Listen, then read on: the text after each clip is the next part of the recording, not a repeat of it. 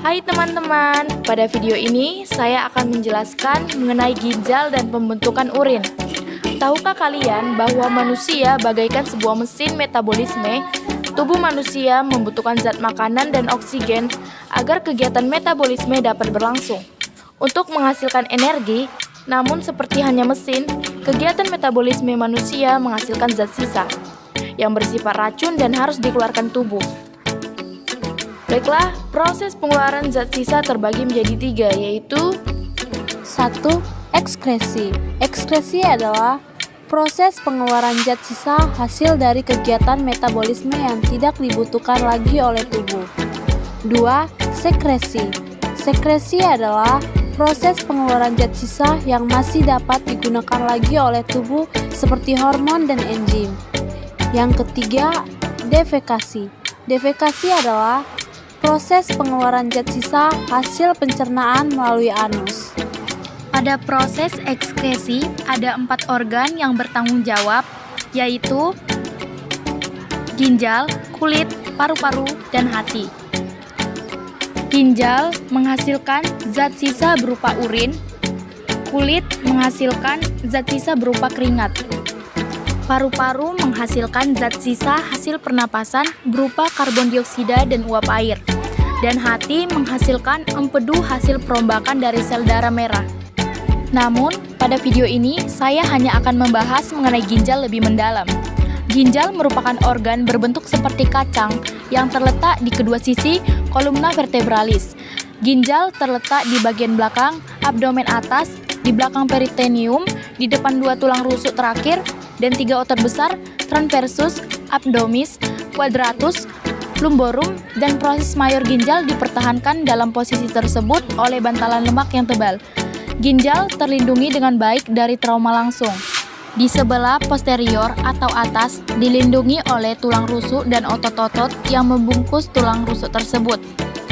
Sedangkan di anterior atau bawah dilindungi oleh bantalan usus yang tebal. Ginjal kanan dikelilingi oleh hati, kolon, dan duodenum. Sedangkan ginjal kiri dikelilingi oleh limpa, lambung, pankreas, jejunum, dan kolon. Dari setiap ginjal keluar saluran urin atau uretra yang menuju ke kantung urin atau vesika urinaria. Dari vesika urinaria ini, urin dikeluarkan melalui uretra. Teman-teman, ginjal merupakan salah satu organ ekskresi yang berjumlah sepasang dan terletak di sebelah kanan dan kiri dari tulang belakang. Persis di bawah tulang rusuk, ginjal berwarna merah tua dan berbentuk seperti kaca. Ukuran ginjal besarnya bervariasi, mempengaruhi oleh umur dan jenis kelamin. Ada beberapa fungsi ginjal. Fungsi ginjal yang pertama adalah mengeluarkan limbah metabolisme dalam tubuh. Kedua, menjaga keseimbangan cairan di dalam tubuh. Ketiga, mengatur tekanan darah. Nah, jadi nanti pembentukan urin terjadi di dalam ginjal. Jadi proses pengeluaran limbah metabolisme dalam tubuh salah satunya melalui urin. Nah, jika urin sudah berbentuk di dalam ginjal, maka urin itu akan disalurkan ke saluran yaitu uretra. Jadi ginjal akan berhubungan dengan uretra sebagai saluran untuk urin. Lalu urin itu akan disimpan terlebih dahulu di dalam kantung kemih, baru akan dikeluarkan melalui uretra. Ginjal dibagi menjadi 3 bagian, yaitu korteks atau kulit ginjal, medula atau sumsum ginjal, dan pelvis atau rongga ginjal. Di dalam ginjal terdapat jutaan nefron. Nefron itu adalah unit struktur dan juga fungsional ginjal yang berfungsi untuk membentuk urin. Jadi, ini adalah gambar dari nefron.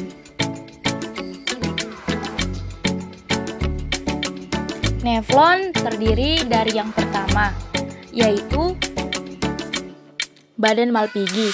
Terdiri dari yang pertama, glomerulus, yang kedua, kapsul Bowman, yang ketiga, tabulus contortus proximal atau TKP. TKP-nya masih sampai ke sini ya. Dan ada lengkung Henle. Kelima, tubulus contractus distal atau disingkat dengan TKD. Keenam, tubulus contractus collectinus atau disingkat dengan TKK. Selanjutnya, kita masuk ke materi pembentukan urin. Nah, jadi pada proses pembentukan urin dibagi menjadi 3 tahapan. Yang pertama adalah filtrasi, yaitu penyaringan plasma darah dari protein dan sel-sel darah. Karena protein dan sel-sel darah itu berukuran besar, sehingga tidak boleh masuk dalam ginjal. Filtrasi ini terjadi dalam glomerulus dan menghasilkan yang namanya filtrat glomerulus atau urin primer. Nah, maka kandungan urin primer itu masih bercampur antara zat-zat yang berguna dan juga zat-zat yang tidak berguna atau sampah metabolisme. Kandungannya yang pertama ada air, ada glukosa, kemudian ada asam amino, urea, asam urat, kreatin, kemudian juga garam-garam mineral. Nah, karena masih ada zat-zat yang dibutuhkan oleh tubuh, maka zat-zat ini tidak boleh dibuang, sehingga masuk ke tahapan yang kedua. Tahapan yang kedua yaitu reabsorpsi. Jadi, karena hasil urin primer itu masih mengandung bahan yang berguna, yaitu glukosa dan asam amino, maka glukosa dan asam amino itu harus diserap kembali atau direabsorpsi. Jadi, tahapan kedua adalah reabsorpsi, yaitu penyerapan kembali zat-zat yang masih dibutuhkan oleh tubuh.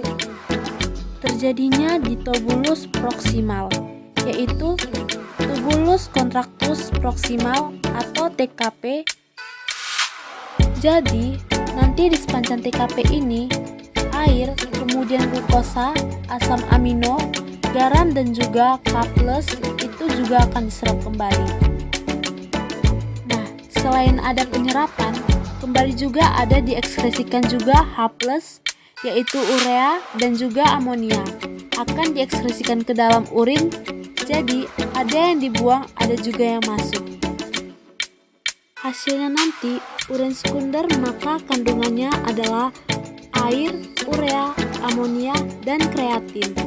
Jadi, glukosa dan asam amino itu sudah tidak ada, karena sudah diserap kembali. Nah, tahapan yang ketiga atau augmentasi. Jadi, augmentasi adalah 6 bahan zat-zat sisa ke urin sekunder atau ke sepanjang tubulus distal. Jadi, augmentasi terjadi di tubulus distal. Proses penambahan zat sisa ke urin sekunder kemudian disalurkan ke lengkung Henle. Di sini juga terjadi reabsorpsi air dan garam baru di sepanjang tubulus distal.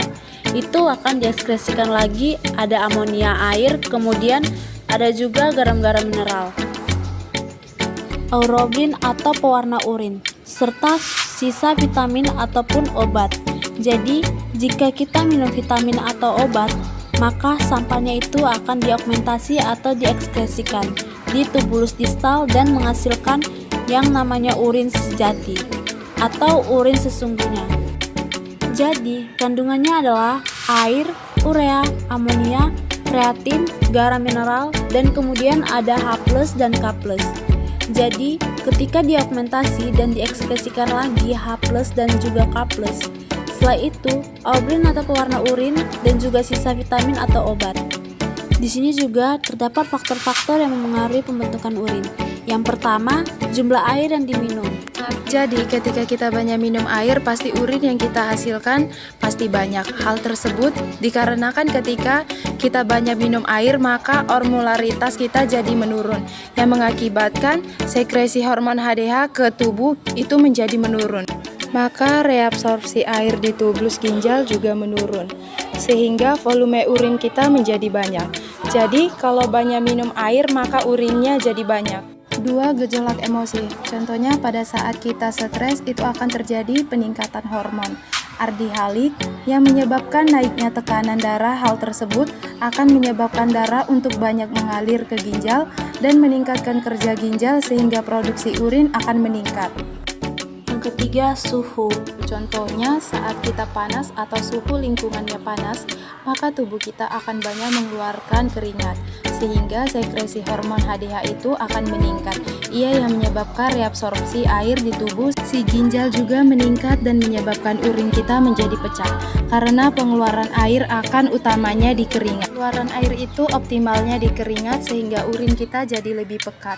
Dan sebaliknya ketika musim dingin atau suhu udara dingin, maka berentreasi air dalam darah kita itu akan meningkat, yang menyebabkan sekresi ADH-nya menjadi rendah dan hal tersebut akan mengaruhi seperti reabsorpsi air yang ada di tubuh ginjal. Jadi ketika ADH kita rendah bersuhu dingin, HDH kita rendah, reabsorpsi air menjadi rendah. Yang keempat, Hormon ADH. Jadi, hormon antidiuretik sudah dibahas sedikit ya, bahwa ketika sekresi HDH meningkat, maka akan menyebabkan tingginya penyerapan air pada tubus ginjal, sehingga urinnya menjadi pekat, dan sebaliknya ketika ADH kita rendah, atau kita banyak minum air atau lebih dingin, maka itu ADH kita rendah penyerapan magnesium, hingga urin kita jadi banyak atau encer. teman-teman, kita di sini akan membahas penyakit ginjal. Penyakit ginjal memiliki beberapa jenis yang umum terjadi seperti yang pertama, gagal ginjal kronis. Gagal ginjal kronis atau penyakit ginjal kronis merupakan kondisi menurunnya fungsi ginjal yang terjadi secara bertahap, biasanya selama lebih dari 3 bulan. Yang kedua, gagal ginjal akut. Bila pada gagal ginjal kronis penurunan fungsi ginjal terjadi secara bertahap, pada gagal ginjal akut penurunan fungsi ginjal terjadi secara tiba-tiba. Gagal ginjal akut diakibatkan oleh kekurangan cairan dan darah, cedera pada ginjal atau adanya penyumbatan yang menyebabkan cairan kembali ke ginjal. 3. Batu ginjal. Penyakit batu ginjal diakibatkan adanya penumpukan zat dan mineral dan kemudian membentuk batu ginjal. Umumnya, batu ginjal diakibatkan asam urat atau infeksi saluran kemih.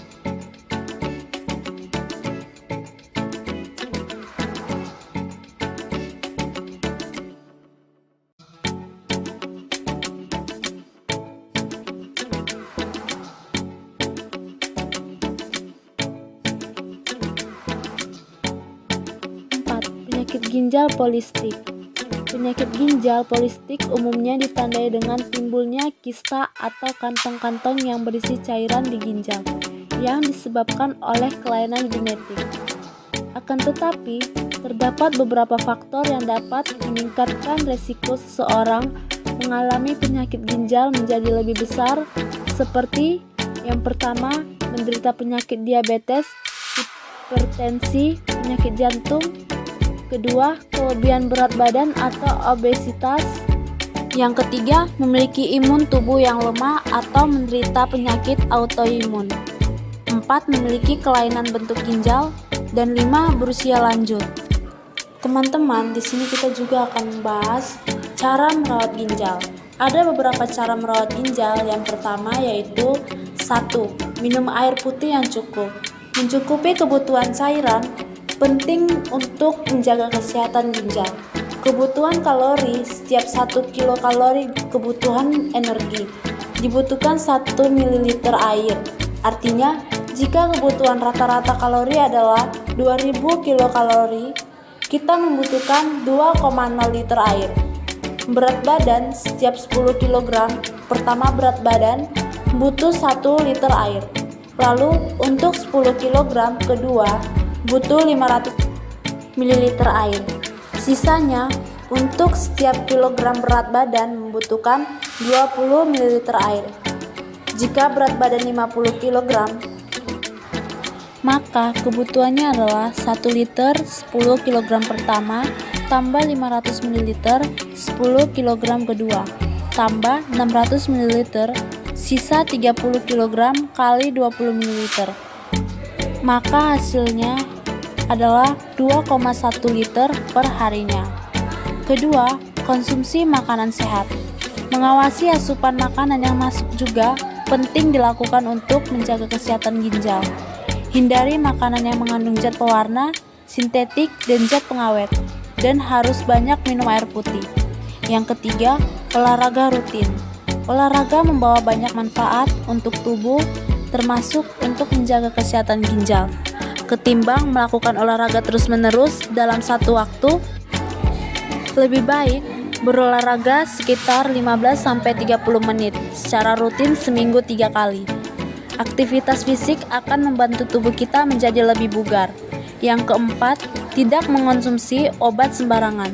Saat kondisi tidak terlalu fit, kamu bisa jadi mengonsumsi suplemen, vitamin, atau obat herbal secara spontan. Pastikan tidak terlalu mengonsumsi obat-obatan. Jika dirasa butuh obat, konsultasikanlah masalahnya lebih dulu ke dokter. Tidak mengonsumsikan obat sembarangan adalah salah satu cara menjaga kesehatan ginjal. Yang kelima, jaga kadar gula darah.